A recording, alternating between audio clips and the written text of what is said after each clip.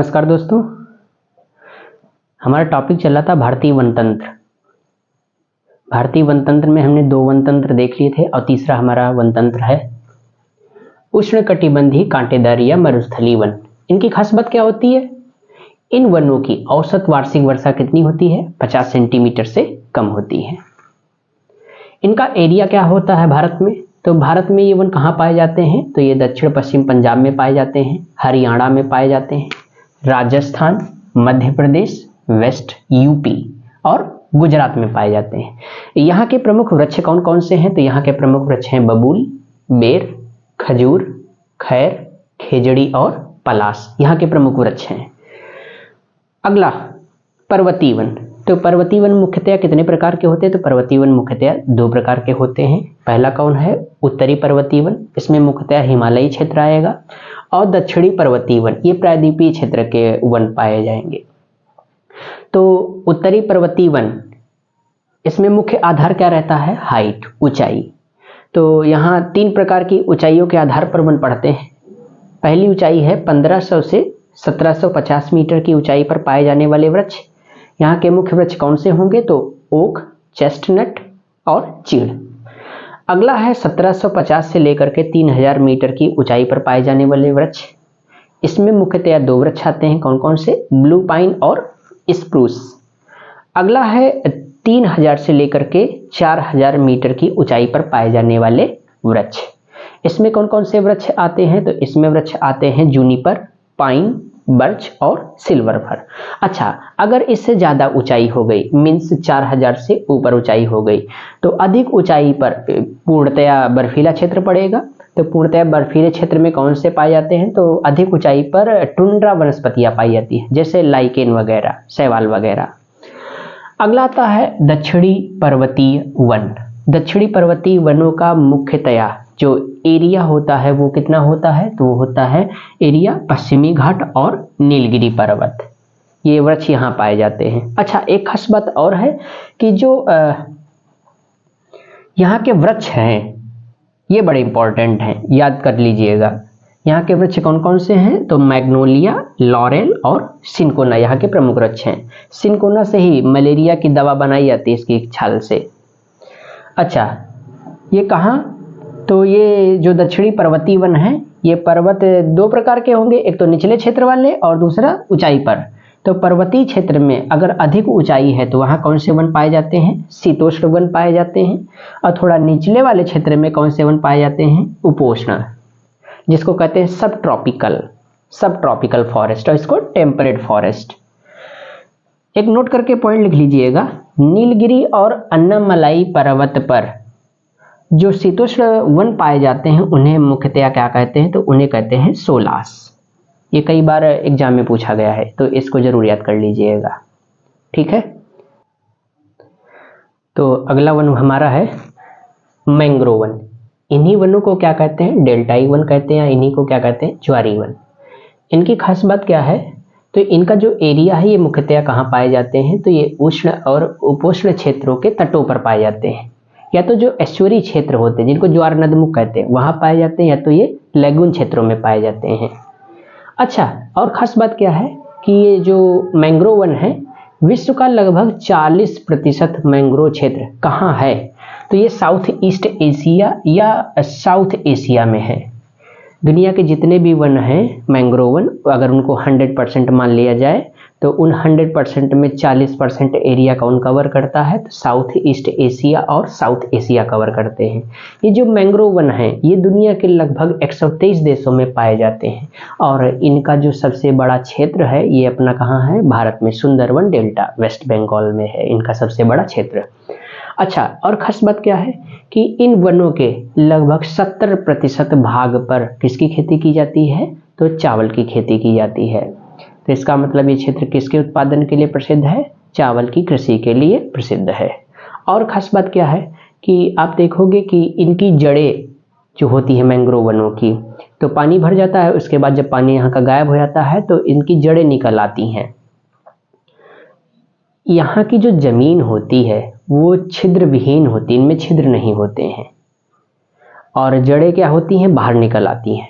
तो उन जड़ों को क्या कहते हैं? न्यूमेटोफोर्स कहते हैं। यहाँ की मिट्टी कैसी होती है? छिद्र विहीन होती है। मैंग्रोव वन, ये CO2 का सर्वाधिक संचयन करते हैं। संचयन को क्या कहते हैं? एक्यूमुलेशन कहते हैं। इनका सर्वाधिक संचयन करते हैं, यानी CO2 को ऑब्जर्व करते हैं, इसलिए इन्हें एक नाम दिया गया है, क्या? पृथ्वी का फेफड़ा कहते हैं। अच्छा, ये जो न्यूमेटोफोर्स होती हैं जड़ें, यही गैसों का आदान प्रदान करती हैं, यानी CO2 को ग्रहण करती हैं, O2 को क्या करती हैं? छोड़ती हैं। साथ में इनके पत्तियां भी छोड़ती हैं, लेकिन ज़्यादातर इनका मुख्य कार्य जड़ों का होता है। तो अगला हमारा पारितंत्र कौन सा होगा? घास पारितंत्र, ग्रॉस इकोसिस्टम। इसकी खास बात क्या होती है? इसकी वर्षा की मात्रा जो होती है वो कितनी होती है? 25 से 75 सेंटीमीटर के मध्य होती है।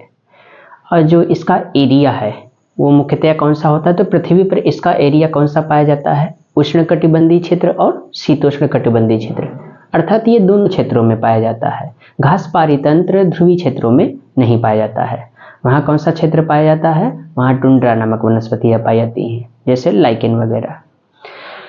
उच्च वाष्पीकरण के कारण ये भूमि यहाँ की कैसी होती है? तो बहुत ज़्यादा ड्राई हो जाती है, शुष्क हो जाती है। यहाँ वाष्पीकरण की प्रक्रिया बहुत ज़्यादा होती है। और खास बात क्या है कि घास पारितंत्र जो है वो पृथ्वी के लगभग कितने क्षेत्र पर विद्यमान है?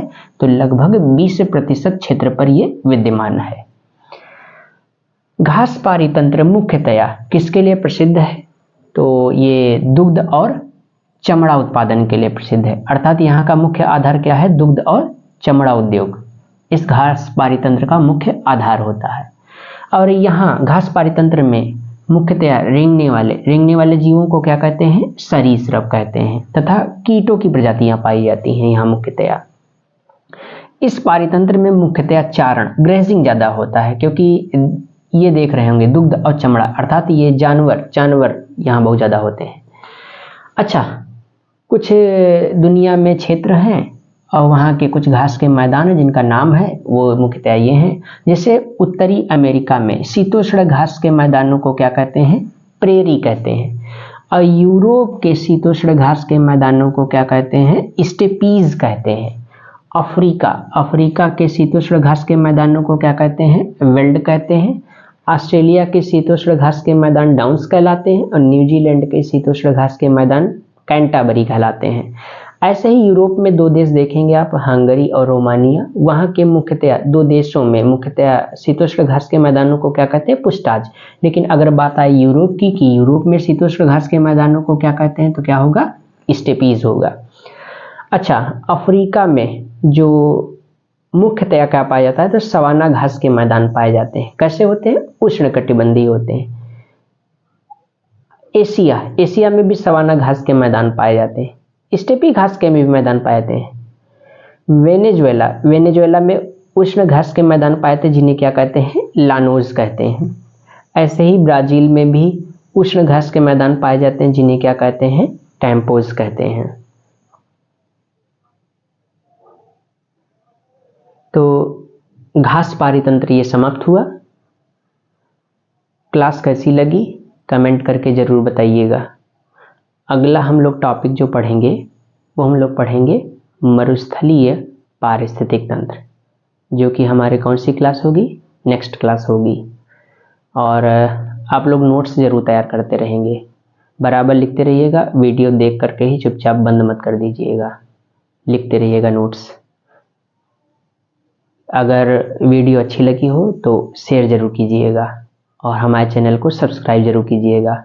और हमारा टेलीग्राम चैनल है एग्जाम हब ऑफिशियल, सारी की सारी लिंक वहीं सेंड की जाती हैं, इसलिए आप टेलीग्राम चैनल जरूर ज्वाइन करेंगे। और इसी के नाम से ही हमारा यूट्यूब चैनल है, जिसको आप सब्सक्राइब कर लेंगे।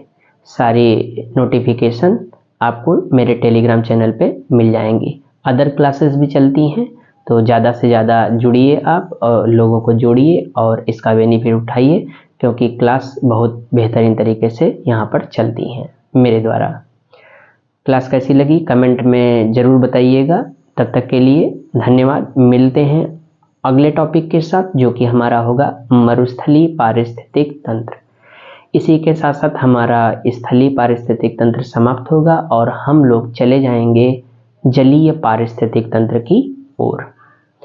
बैक में भी कई सारी क्लासेस हो चुकी हैं, अगर आप नए हैं तो हमारी प्लेलिस्ट में जाकर के पिछले वीडियो देख सकते हैं और नोट्स जरूर तैयार करते रहिएगा। धन्यवाद।